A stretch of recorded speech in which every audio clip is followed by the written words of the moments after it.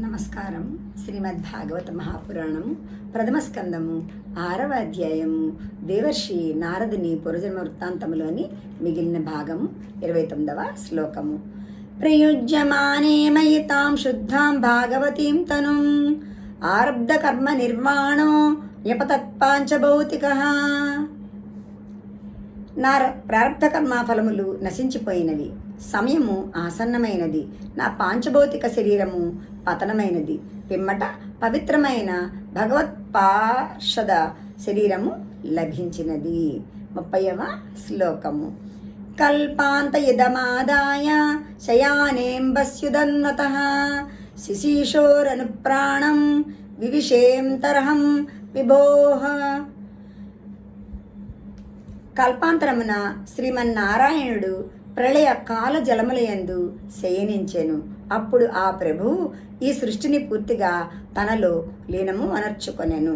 ఆ సమయమున నేను ఆ స్వామి యొక్క శ్వాసతో పాటు ఆయన హృదయమున ప్రవేశించి తిని. 31వ శ్లోకము.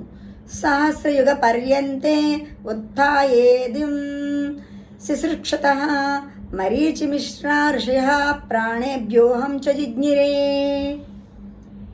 1000 చతుర్యుగములు గడిచిన పిమ్మట బ్రహ్మదేవుడి సృష్టిని ప్రారంభించెను.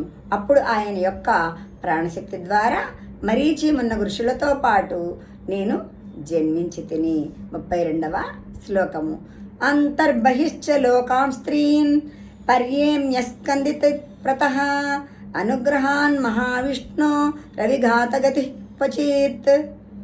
అప్పటి నుండి భగవత్ కృప వలన వైకుంఠమునందును ఇతర లోకత్రయమునందును లోపల బయట కూడా ఎట్టి అడ్డు లేకుండా పర్యటించుచున్నాను. అటులే ఆ శ్రీహరిని భజించుట కీర్తించుటయే నా జీవితమున ఏకైక వ్రతముగా మారి అఖండముగా కొనసాగుచున్నది.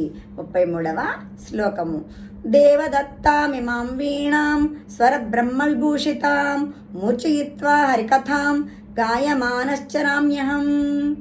భగవద్దత్తము స్వరబ్రహ్మ విభూషితమైనటువంటి మహతి అను ఈ వీణను మీటుచూ నేను ఆ దేవదేవుని లీలలను గానము చేయుచు సర్వలోకములందు సంచరించుచున్నాను.